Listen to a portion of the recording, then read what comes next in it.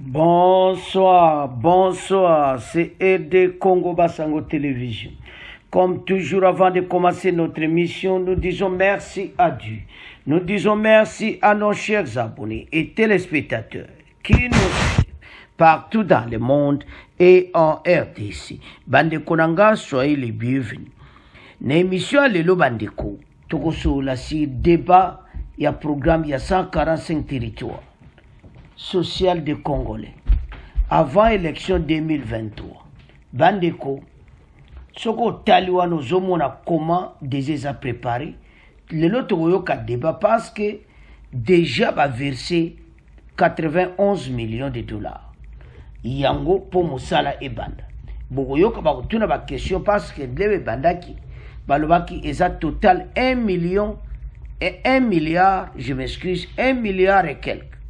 Ba expliquer dans des Congo de Framwamba, a expliquer na ba batinyo so bazola de mission et te babani ko verser en chaque fois bazo sala bazo verser un programme au mesa 1 milliard et quelques.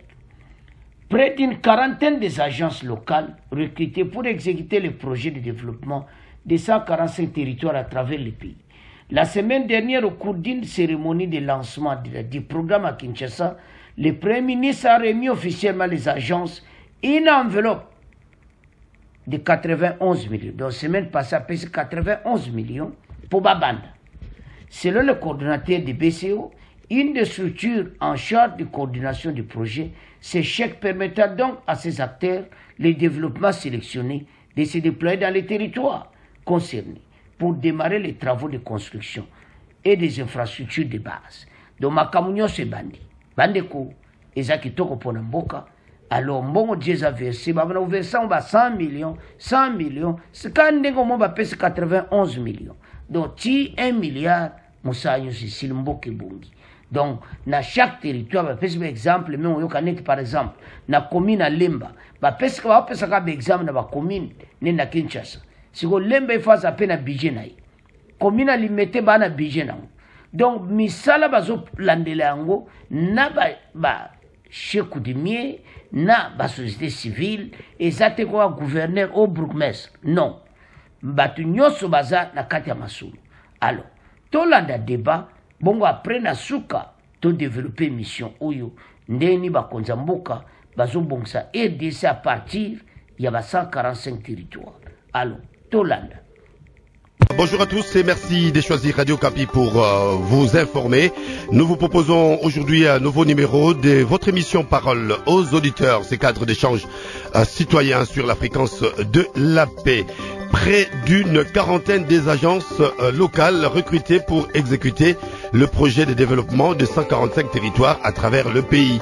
La semaine dernière, au cours d'une cérémonie de lancement de 10 programmes à Kinshasa, le Premier ministre a remis officiellement à ces agences d'exécution une enveloppe de 91 millions de dollars américains. Selon les coordonnateurs du BSECO, une structure en charge de coordination du projet, ce chèque permettra donc à ces acteurs de développement sélectionnés de se déployer dans les territoires concernés pour démarrer le travaux de construction des infrastructures de base. Pour certains observateurs, les préalables pour la réussite du projet sont la transparence, la redevabilité et la performance. Alors, qu'en dites-vous? Vous pouvez participer à cette émission en composant bien entendu les 081 890 63 30 ou encore les 081 890 49 69. Vous avez également la possibilité soit d'interagir sur www.radiocapi.net, soit sur notre page Facebook, où d'ailleurs vous êtes plus de 3485 à avoir lu et commenté ces sujets. Merci de l'intérêt, en tout cas pour tous ceux qui ont eu l'intérêt de les partager. Toute l'équipe est là pour vous tenir compagnie, Alain Goy et Priscille, qui concourent à la production et à la réalisation de ces programmes, dont nous avons le plaisir de vous présenter les coordonnées. Nous, c'est JR Lungembo, Luabung, Anji. Excellente condition d'écoute à toutes et à tous.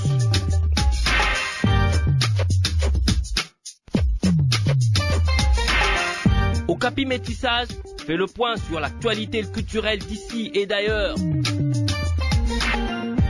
Au menu, musique, théâtre, arts plastiques, littérature, poésie, mode, gastronomie et tout ce qui se rapproche de la culture. Tous les samedis de 17h à 19h. En rediffusion, dimanche de 13h à 15h. Okapi Métissage, le creuset de la culture et des arts sur Radio Okapi.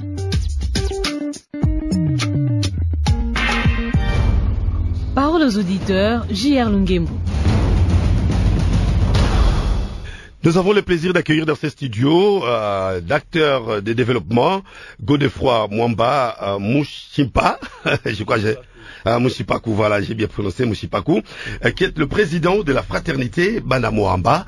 Alors, vous êtes avec nous, bonjour, et merci d'être venu nous visiter. Bonjour, monsieur J.R., bonjour les téléspectateurs, en fait, des auditeurs, voilà. Oui. Vous êtes tellement habitués à passer à la télé. Mais alors, Godefroy Mwamba, vous êtes un acteur de développement avec votre fraternité. Êtes-vous également bénéficiaire de cette sélection qui a été faite par le gouvernement pour exécuter des 10 projets de développement de 55 territoires? En fait, tout Congolais doit être bénéficiaire, mais ici, je veux préciser que ce projet concernant les 145 territoires ne concerne pas la ville de Kinshasa. De ce fait, le mot Amba n'en profite pas directement, mais comme tous les Congolais vont en profiter, il y aura des effets indirects sur la vie des citoyens kinois, donc nous sommes ceux de la fraternité Banamoamba. Alors, 91 millions de dollars américains, disons, dans l'enveloppe globale qui était prévue, parce que quand le chef de l'État qui a initié ce projet l'avait annoncé, il avait parlé plutôt d'1 milliard, 1,6 milliard. Oui, 1 milliard. Comment on est arrivé à 91 millions? Bon, comme dans toute programmation... Cela a été revu à la baisse, on dirait. Non, ça n'a pas été... La mobilisation n'a pas été... Ça n'a pas été revu à la baisse. La mobilisation, elle est là, et ça est inscrit dans le budget du gouvernement, mais je pense que pour tout projet, on ne peut pas commencer à une grande vitesse ou une vitesse de croisière. On commence toujours par un décollage, et dans le décollage, il y a le taxi. Je pense que prudemment, le gouvernement est en train de s'engager à partir de cette somme-là, mais in fine, le projet atteindra 1,6 milliard de dollars et ça sera réparti sur toute l'étendue de la République démocratique du Congo, sauf les villes, et donc ce qui fait 145 territoires, donc 26 provinces telles que nous les avons. Alors, certains observateurs y mettent déjà quelques réserves parlant déjà des préalables pour la réussite de ces projets. Quelques-uns évoquent également le budget qui est absent. Nous n'avons pas un budget d'État, et ce qui peut constituer comme obstacle. Est-ce que vous les pensez comme ça aussi? D'abord, il faut considérer que nous avons un budget, mais c'est le budget du gouvernement central, qu'il fallait en principe être consolidé avec les budgets de province, mais tel que nous le constatons, la manière dont fonctionne notre pays aujourd'hui, ces budgets-là, il y a des provinces qui n'ont même pas encore bouclé leur budget de l'année 2023, ce qui est une faiblesse, et je pense que le chef de l'État qui tient à ce que le pays soit gouverné d'une manière moderne donnera des instructions pour que peut-être le budget de l'année prochaine qu'on n'ait pas seulement le budget du gouvernement central, mais qu'on ait évidemment les budgets de province, et comme vous le savez, les budgets de province sont consolidés directement aussi par les budgets des entités territoriales décentralisées. Et là, ce sont les dispositions, d'ailleurs les dispositions de la loi 11/011 du 13 juillet 2011 qui est la loi relative aux finances publiques. Donc je pense que le gouvernement devra faire aussi un effort de ce côté-là. Autant qu'il fait des efforts pour mobiliser les recettes, autant qu'il fera aussi les efforts pour respecter son budget. Mais alors, quand les institutions de Bretton Woods encourager ou continuent à encourager des États, surtout d'Afrique, des États en développement, de pouvoir en fait impulser cette nouvelle notion du budget participatif au niveau de la base, pour permettre à ce qu'on ait une idée très claire sur les défis de développement à relever. Aujourd'hui, l'absence de ces budgets participatifs, même à Kinshasa, on sait qu'il y a une expérience par le passé qui a été menée au niveau de la commune de Kimbanseke et à Lingwala. Il y a eu 2 communes pilotes qui devaient normalement commencer à s'exercer dans le cadre du budget participatif. Mais aujourd'hui, ne pensez-vous pas que ça peut constituer un obstacle pour la réussite de ces projets? Pas un obstacle comme tel, mais c'est une faiblesse. C'est une faiblesse qu'il faut reconnaître et je suis peut-être fondé pour pouvoir ici relever l'organisation administrative de notre pays. Il faut constater qu'à chaque niveau d'articulation de notre pays, il y a autant de compétences que des moyens qui sont affectés. Au niveau central, au niveau du gouvernement central, nous avons des compétences, nous avons des attributions du gouvernement central et il y a aussi les fonds qui ont été donnés. Vous avez au niveau de province, il y a aussi des attributions et des compétences de province et il y a aussi des moyens qui sont dont les provinces sont dotées. Et quand vous arrivez au niveau des entités territoriales décentralisées, il y a des compétences évidemment, mais c'est là où il y a un problème parce que à ce niveau-là, il y a des recettes qui devraient revenir exclusivement aux entités territoriales décentralisées dans nos communes, mais ces recettes ne sont pas mobilisées. C'est pourquoi dans la vision du chef de l'État, qui est celui de doter les territoires et les entités territoriales décentralisées des moyens et des infrastructures, il ne faudrait pas qu'on dorme sur nos lauriers parce que le chef de l'État a déjà donné cette bagatelle somme. Non, il faut que la province aussi, qui doit les 15% des 40% qui viennent des recettes nationales, et que la province aussi envoie les 15% au niveau des entités territoriales décentralisées. Et l'entité territoriale décentralisée elle-même, elle est bénéficiaire d'une taxe exclusive qu'on appelle impôt minimum personnel, qui jusqu'aujourd'hui n'est pas encore levé. Et je comprends pas pourquoi ça ne serait pas levé, parce que l'urgence de notre pays fait que la misère est telle que tous les efforts qui sont faits par le chef de l'État sont en train d'être dilués, parce que à tous les niveaux d'articulation de notre pays, il n'y a pas la prise en charge des problèmes qui sont à leur niveau. Le territoire, par exemple, ou la commune, par exemple, qui en fait est bénéficiaire exclusivement de l'impôt minimum personnel, je ne vois pas comment est-ce que cette taxe-là ne peut pas être directement mise en branle. Et pourtant, si je prends seulement des petites communes, en fait, des communes, si je prends l'exemple de Kinshasa, la commune de Lemba, c'est autour de 800 000 habitants. Avec 800 000 habitants, si nous avons 500 000 qui sont éligibles à cet impôt, si les 500 sont éligibles, ne fût-ce que à la hauteur de $5 par an, je pense qu'ils auront $2,500,000 et $2,500,000 pour une commune comme celle de Lemba qui n'a jamais reçu même pas $500,000 de l'État. Je pense que c'est une recette précieuse qui peut faire en sorte que nous puissions construire non seulement la maison communale elle-même, digne de la commune des intellectuels de Lemba, mais aussi les maisons des quartiers. Alors, je comprends qu'il y a ce souci de pouvoir ramener le développement à la base. Absolument. Mais entre-temps, il y a cette question qui me taraude l'esprit. Et comment se présente réellement le contenu, du contenu de ces projets de développement des 145 territoires? Parce qu'il y a plusieurs composantes, mais également des points qui sont clairs. Est-ce que vous pouvez nous la dérouler? Il y a plusieurs composantes, il y a 4 composantes, mais ce sont des composantes qui se traduisent à travers des ouvrages et à travers des actions tout à fait précises. Nous avons par exemple la réhabilitation ou l'entretien de 38 000 kilomètres de routes et 444 œuvres d'art. Vous avez la construction de 418 mini-centrales solaires et l'éclairage de 471 km de route. Vous avez la construction de 238 marchés modernes, mais ces marchés modernes, ce n'est pas dans les grandes villes, ça sera dans les localités, dans les secteurs et dans les territoires. Vous avez la construction pratiquement de 145 bâtiments administratifs dans les chefs-lieux des territoires. Donc aujourd'hui, les chefs-lieux des territoires ont des maisons qui sont en train de s'écrouler. Et je pense que c'est ici l'occasion que le chef de l'État a saisi pour pouvoir construire les maisons de l'État. En fait, ces maisons de l'État, c'est l'administrateur du territoire qui va y travailler. Ça améliore aussi l'image de l'État parce que l'administrateur du territoire, c'est le représentant du chef de l'État dans le territoire. Nous avons 636 bâtiments administratifs dans les chefs-lieux y ait des secteurs. Donc en ce moment-là, même les chefs des secteurs, qui est le représentant du chef de l'État, aura un bureau digne de son nom, et là, c'est l'autorité de l'État. Godefroy Mwamba, toutes ces actions, nous les avons déjà observées, être exécutées par certains gouverneurs de certaines provinces. Moi, je prends juste les cas, c'est pas pour une publicité, de cette province, les Lualaba, avec le Kolwezi, où vous avez déjà des actions qui sont menées. Et là, ça me pousse à vous poser directement la question. Si ces projets ne vont concerner que le gouverneur et non la base, ça risque d'être très compliqué. Non, ces travaux ne concernent pas le gouverneur.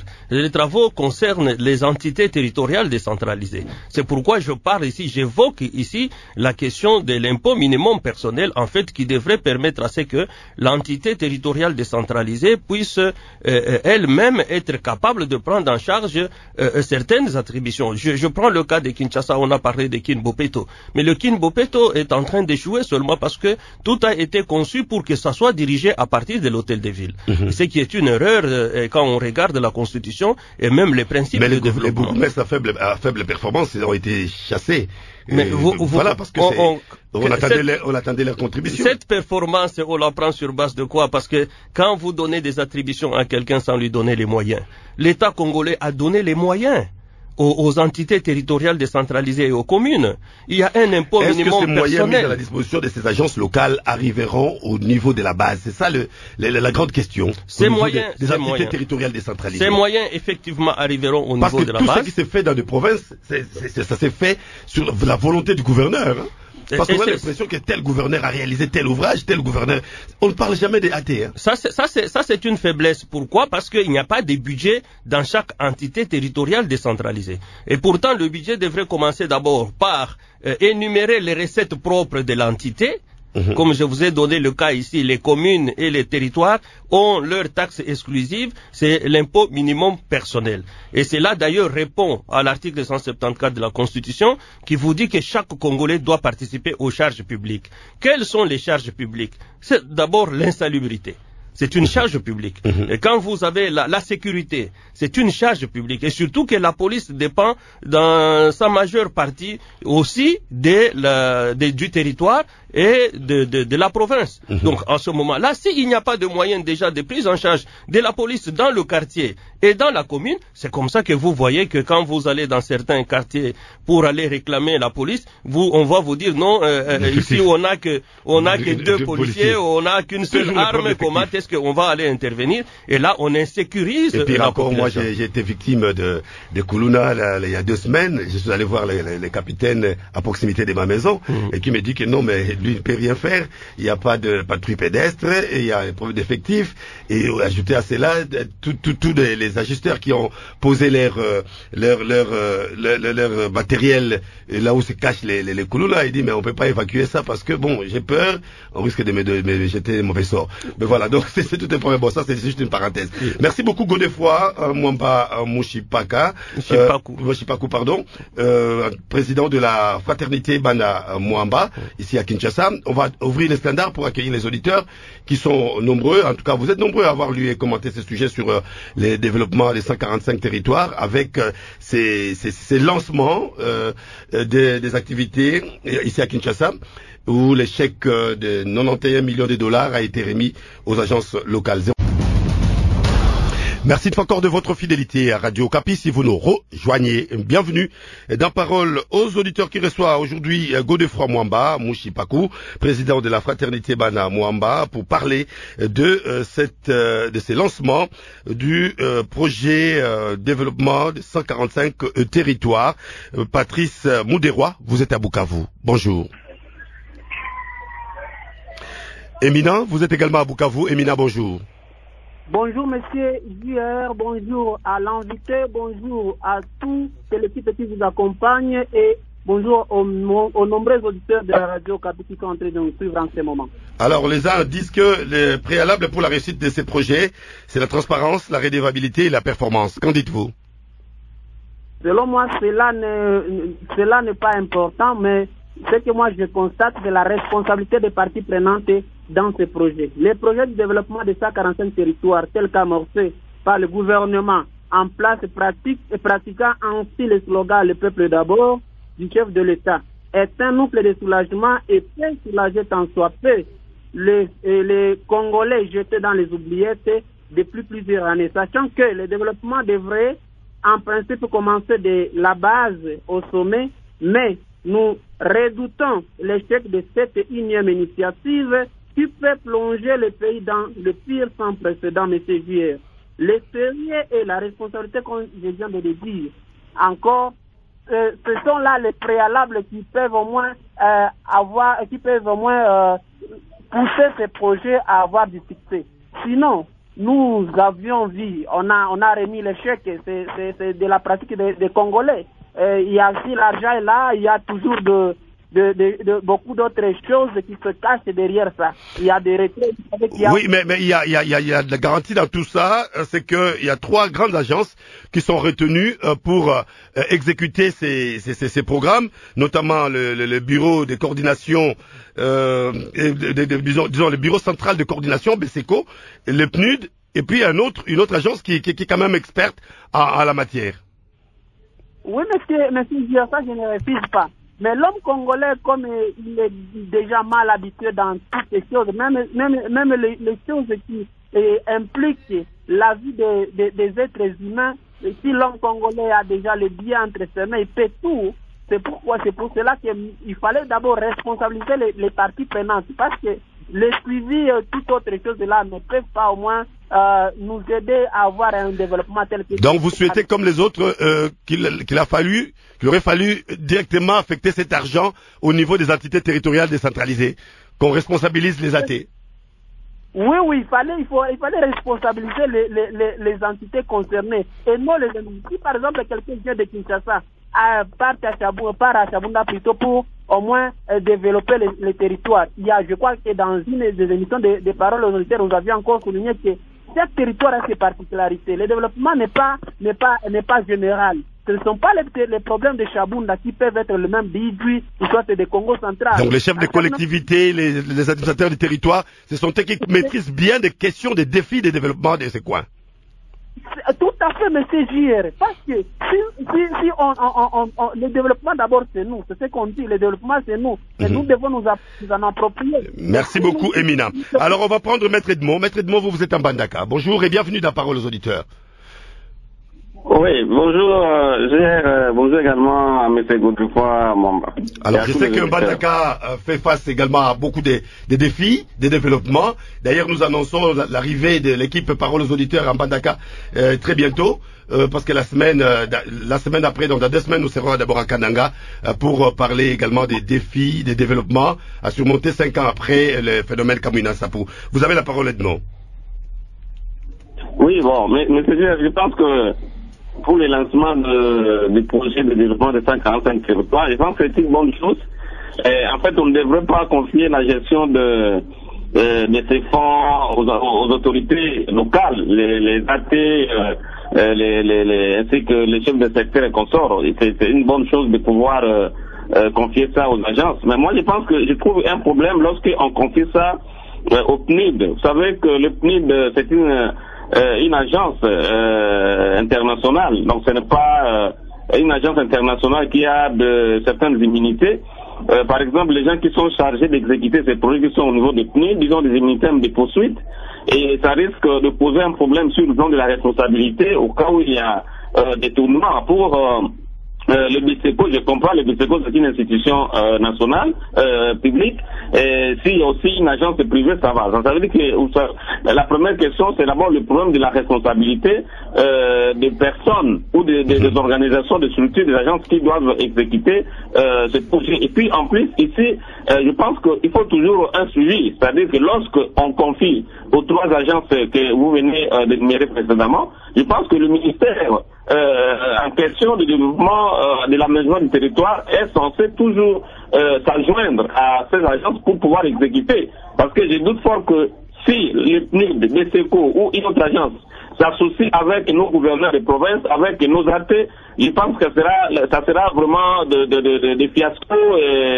Les gens sont caractérisés par la médiocrité, par la corruption, et nos infrastructures au niveau du territoire. Vous voyez que depuis l'époque coloniale jusqu'à aujourd'hui, nos gouverneurs, nos AT, nos chefs de secteur ne font absolument rien. C'est-à-dire que si le suivi doit provenir de la présidence ou du ministère de l'aménagement du territoire, ça pourrait être une bonne chose. Donc ici, il faut une question de responsabilité pour voir si le projet sera impeccablement exécuté ou pas. Et c'est ça, mais je doute fort que le PNUD soit responsable sur civil et pénalement dans notre pays, et ça va poser vraiment un sérieux problème.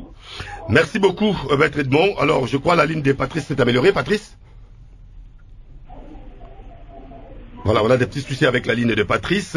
Maître Edmond évoquait tout à l'heure la responsabilité des AT ainsi que d'autres chefs de secteur dans cette affaire. Pour lui, il pense que ça aurait été une mauvaise approche d'utiliser ces personnes, mais ce n'est pas l'idée que vous partagez, Maître Godefroy. D'abord, il faut reconnaître que le gouvernement, en choisi ses agences d'exécution, a joué à la prudence et déjà a dans sa vision le contrôle rigoureux de tout ce qui s'est fait sur terrain.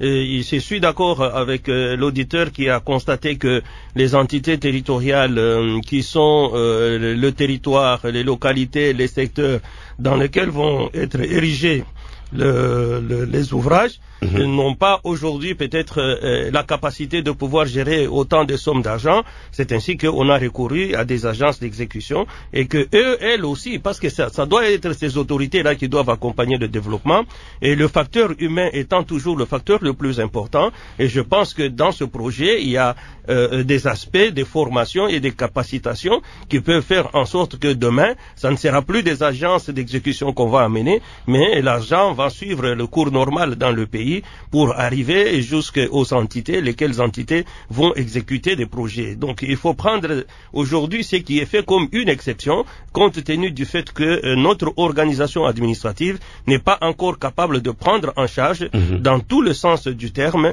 une organisation de développement et surtout un flux financier comme celui-là qui vient tomber totalement dans un contexte dont nous connaissons la faiblesse de nos structures.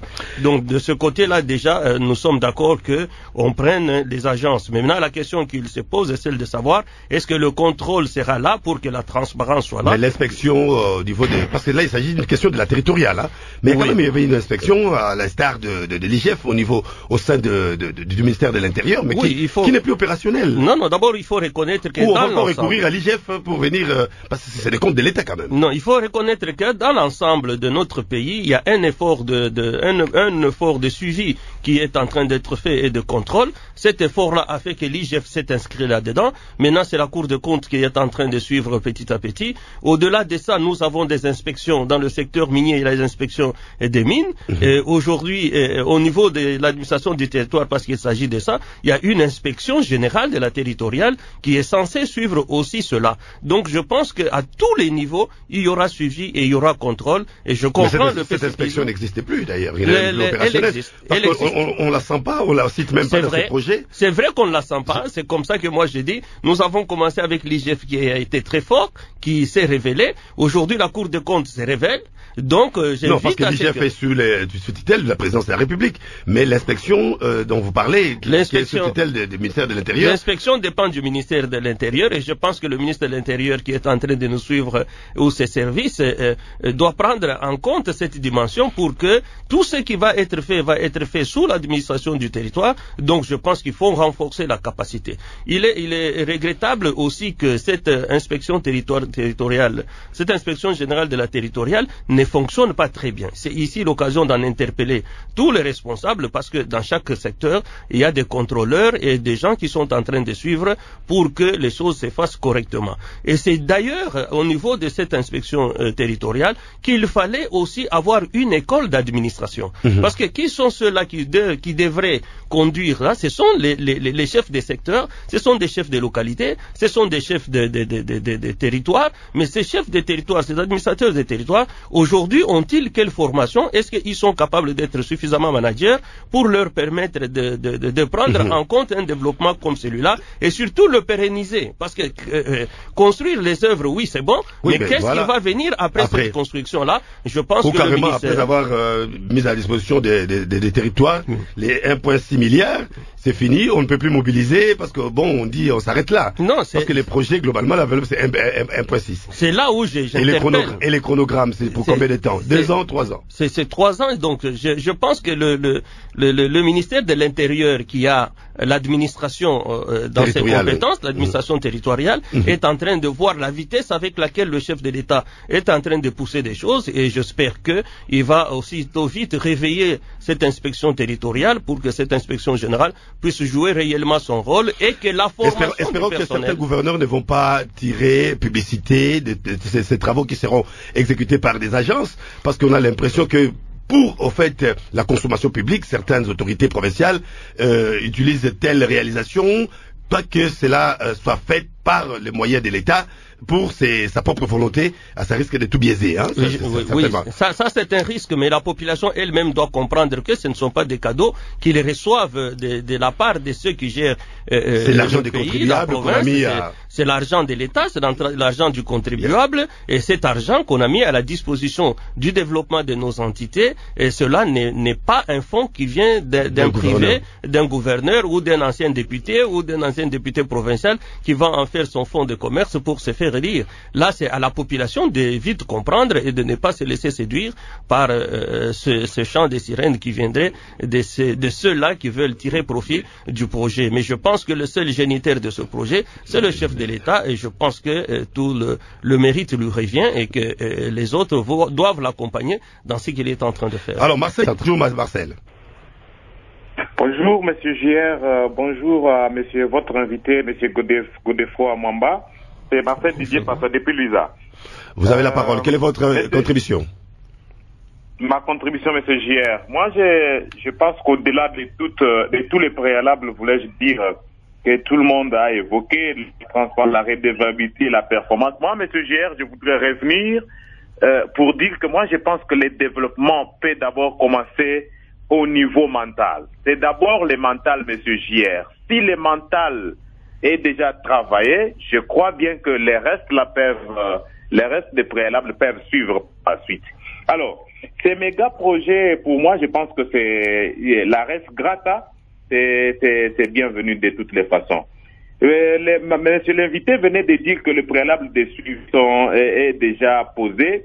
Mais moi, je pense que vous avez avec moi une expérience. Par exemple, moi, je suis à Luisa, je connais comment les Kassai centrales, vous avez vécu avec moi ce qui s'est déroulé la fois dernière avec des différents projets, les projets des 100 jours. Est-ce qu'ils pensent qu'ils ont mis déjà les garde-fous par rapport à ces suivis-là? C'est ça un peu ma petite crainte par rapport à l'exécution du nouveau projet. Alors, pour ne pas revenir sur les comme je ne suis pas prophète de malheur, je pense aussi que le patriotisme, Monsieur JR, l'altruisme, la prise de conscience, l'honorabilité de la confiance que les entreprises ont gagnée là, et aussi, au-delà de ça, l'appropriation de ces méga projets par les parties prenantes ne sont pas du reste. La gestion rationnelle des fonds. Oui, il y a un auditeur qui a écrit en disant est-ce que tout cet argent qu'on a donné à certaines agences internationales ne devrait pas servir simplement de frais de fonctionnement d'installation, parce que les frais d'installation ça prend déjà plus de 80% avant que les travaux soient exécutés.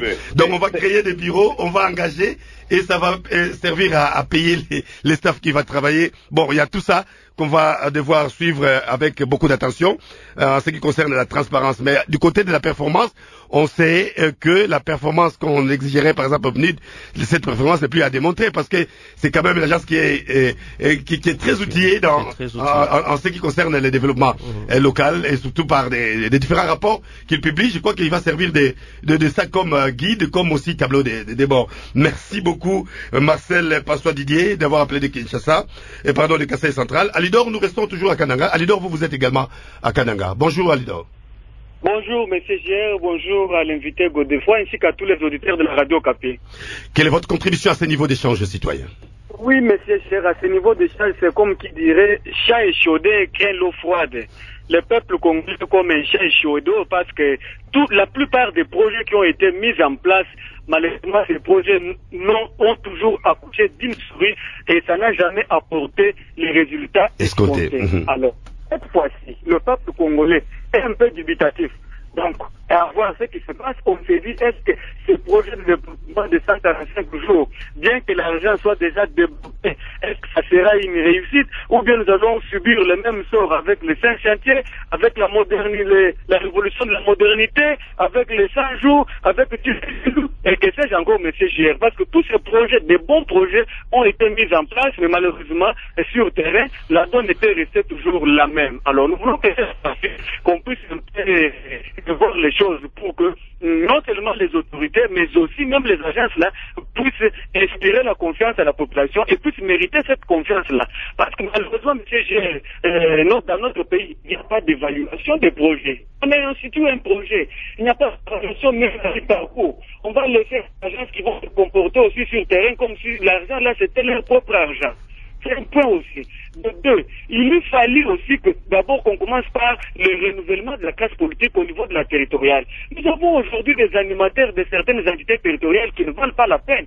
Ils ont fait preuve d'une conduite peu recommandable. Alors au niveau du ministère de l'Intérieur, on devait d'abord mettre cela en tête et revoir comment renouveler la classe politique, qui maintenir à son poste, qui ne pas maintenir. Ça c'est un. De deux aussi. Non, mais attendre aussi, Alidor, c'est qu'on manquera un bilan à présenter en 2023. Pardon, monsieur.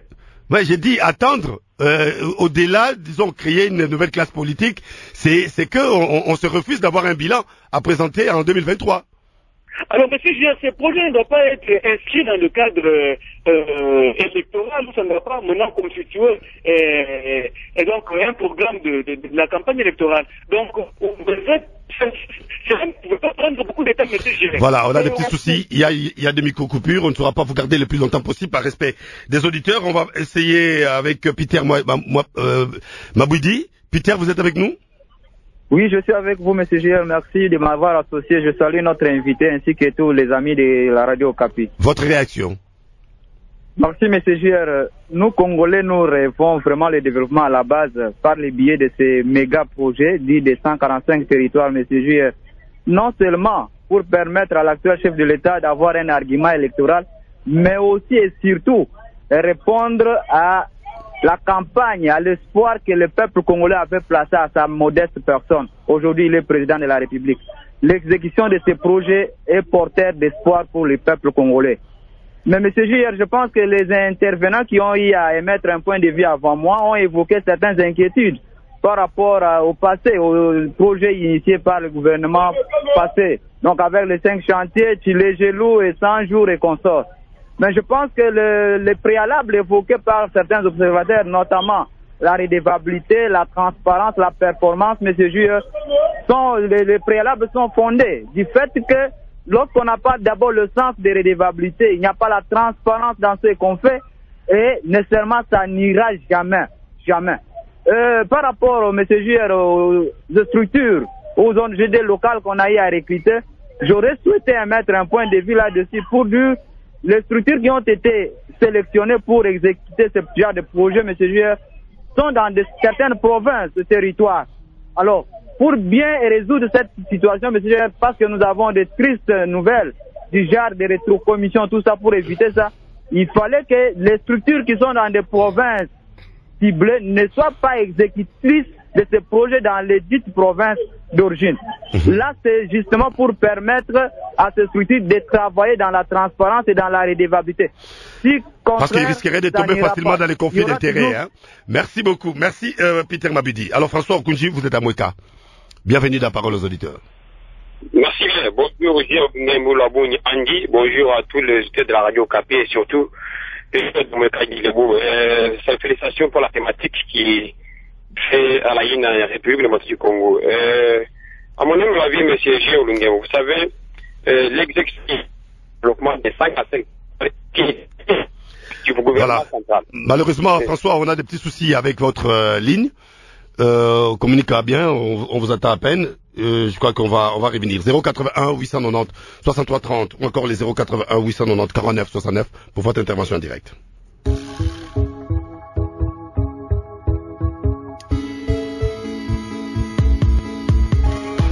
Ouvrez l'agenda culturel tous les jours. les concerts à ne pas manquer, les nouveaux disques, peintures et photos, les expositions à voir, les artistes ont leur rendez-vous sur Radio Kapi. La culture congolaise est bien vivante et nous la mettons en valeur. L'agenda culturel, c'est du lundi au vendredi à 7h50 et à 8h50, et samedi et dimanche à 6h50 et 7h50.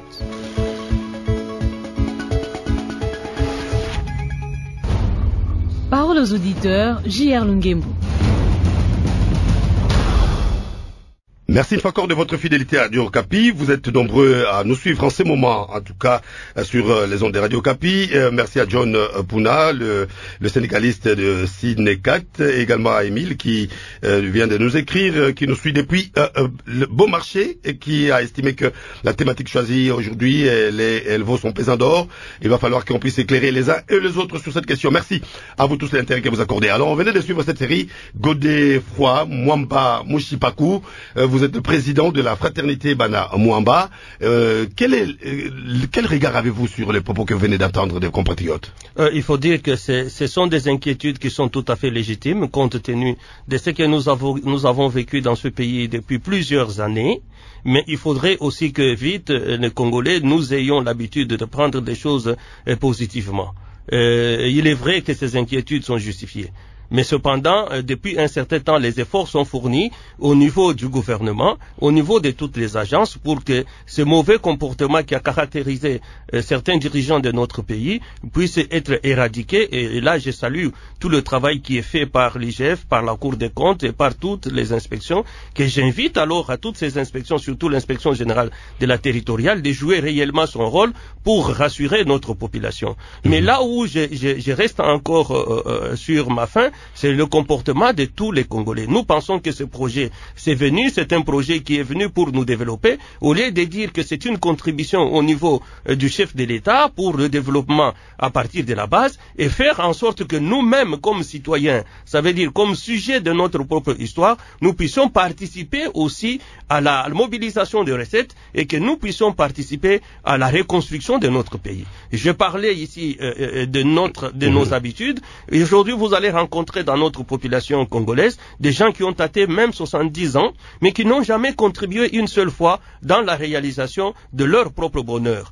Les gens préfèrent prendre $2,000, $3,000 pour s'exiler vers l'extérieur, au lieu de contribuer, donner les moyens à l'État, parce que ces moyens qui ont été mobilisés, c'est vrai, mais il y a d'autres personnes qui n'ont jamais contribué, et pourtant la Constitution insiste mais là-dessus. L'histoire politique a découragé certains esprits, hein, parce que bon, finalement, on va contribuer. Il y a un auditeur qui a dit tout à l'heure, on contribue, et puis bon, finalement, ça va servir que poche de certains dirigeants. Mais je ne sais pas si on a vu la corruption, la rétrocommission. Je ne sais pas si on a vu un pays dans lequel les gens ont cessé de contribuer pour leur État, pour dire qu'il y a eu corruption, il y a eu vol. Il y a un effort qui est en train d'être fait pour que cela soit éradiqué, mais nous devons continuer à contribuer, parce que c'est avec cette contribution que nous allons construire une armée forte, que nous allons construire une police forte, capable de nous protéger contre l'insécurité, et que nous devons nous-mêmes d'ailleurs prendre en charge des charges publiques. C'est ainsi que je plaide encore une fois pour l'impôt minimum personnel, qui est une attribution, en fait, qui est une source de recettes exclusive à la commune ou aux entités territoriales décentralisées. Et là, tous les auditeurs qui ont parlé ont raison, mais ils n'ont pas donné leur part de contribution pour que l'effort qui est fait par le chef de l'État, qui sera soutenu par les provinces, qui doit être aussi soutenu par eux-mêmes, parce que le développement n'est pas l'affaire du chef de l'État, le développement n'est pas l'affaire du gouverneur, le développement n'est pas l'affaire de l'administrateur du territoire, mais c'est l'affaire de chaque Congolais, là où il vit, pour qu'il participe aux efforts de développement, et c'est comme ça que nous allons nous approprier notre pays, et nous allons lutter contre certaines faiblesses que nous constatons ici chez nous. Alors quand on parle d'une quarantaine des agences locales, pouvez-vous nous éclairer là-dessus? Bon, en fait, comme vous avez constaté, il y a 1,6 milliard de dollars. On ne peut pas donner à un seul ou une seule entreprise. C'est ainsi que on a pris beaucoup d'entreprises qui doivent exécuter au même moment certains travaux pour que ces travaux puissent aller très vite. Je ne voudrais pas ici m'inscrire dans la logique selon laquelle ce projet a été conçu pour l'élection du chef de l'État. Non. Quand on construit une nation, quand on travaille pour le peuple, on ne s'inscrit pas dans sa philosophie propre ou dans ses intérêts propres. Non. Le chef de l'État est en train d'agir. De continuité de l'État. De continuité de l'État. Le chef de l'État est en train d'agir pour mettre sur pied des structures et pour mettre sur pied des jalons qui vont permettre à ce que demain le développement puisse se continuer. Si nous voyons très bien dans notre pays, nous avons commencé à l'époque de M. Laurent Désiré Kabila avec un budget de moins d'1 milliard. Le président Joseph Kabila qui vient de nous quitter, il a laissé un budget de 5 milliards 700 millions de dollars. Aujourd'hui, nous sommes à presque 15 milliards, donc 14 milliards. Donc, il y a une continuité de l'État. Donc, on ne peut pas inscrire un programme comme celui-là dans la vie d'un chef de l'État ou dans le mandat d'un chef de l'État. C'est vrai qu'il y aura des répercussions, mais ça sera sa part dans la construction de notre pays. Et le chef de l'État qui viendra après le deuxième mandat, celui-là aussi pourra continuer, étant entendu que la population va gratifier le deuxième mandat plutôt au chef de l'État pour permettre à ce que celui qui viendra après, lui va continuer ce qu'il est en train d'amorcer et celui qui viendra après lui va devoir aussi continuer. Donc ça ne s'inscrit pas dans un programme de chef de l'État de se faire élire aujourd'hui, non.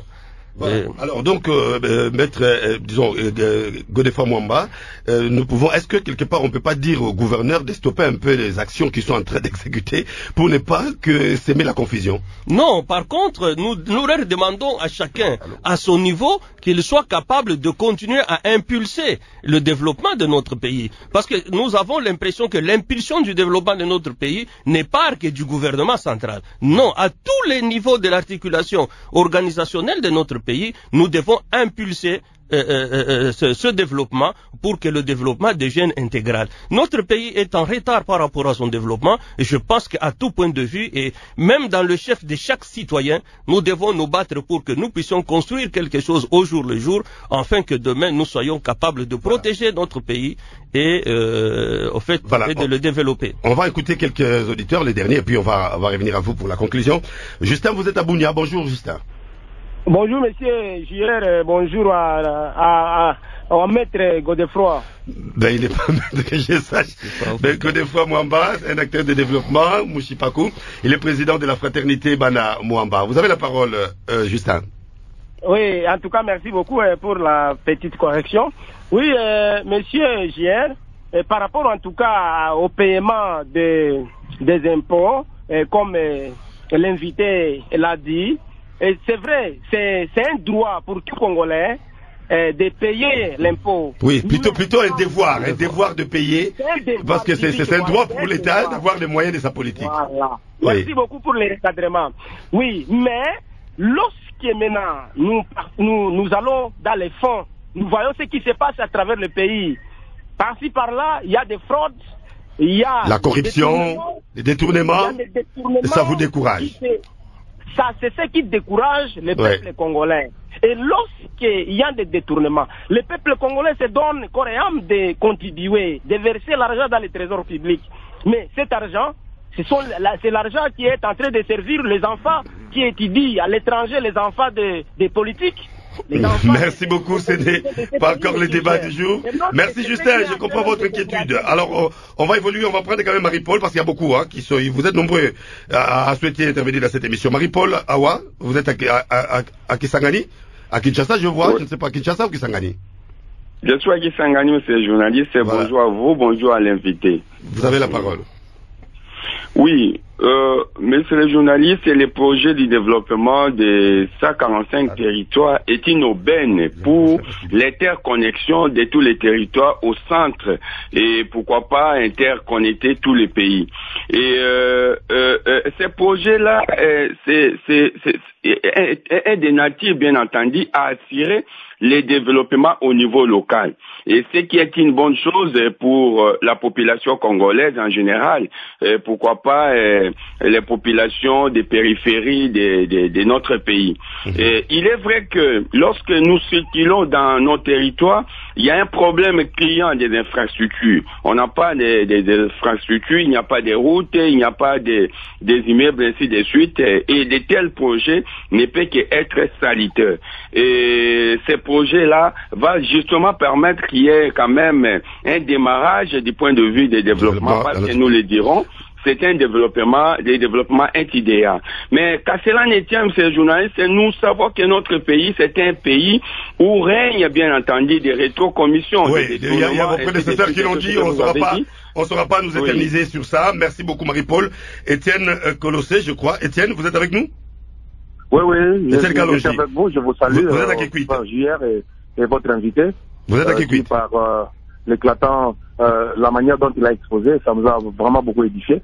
Mais moi, ma petite contribution, moi, Étienne Kalonji, je pensais qu'il fallait tout simplement concentrer tous les efforts sur le désenclavement de nos territoires et de se lancer encore dans des projets de construire des bâtiments, compétences qui devaient revenir aux autorités locales.